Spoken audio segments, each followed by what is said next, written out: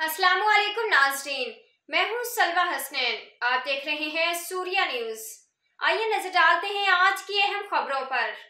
हैदराबाद से report Abdul Jabbar Memon. Bakhtawar welfare foundation के chairman न्याज हुसैन भट्टी की वज़ीर आला सिंध सैयद मुराद अली शाह की साहबजादी की शादी में खसूसी शिरकत। वज़ीर आला सिंध सैयद मुराद अली शाह और इनकी अहलिया ने अपनी साहबजादी की शादी के मौके पर बाग जिना बारादरी पर जुमे की शाम एक इस्तकबालिया का अहतमाम किया। इस पुरवकार तकरीब में आला सरकारी हुकाम, गैर मुल्की सफारतकारों समेत जिंदगी के तमाम शोबों से ताल्लुक रखने वाली मुमताज़ शख्सियात ने कसीर तादाद में शिरकत की।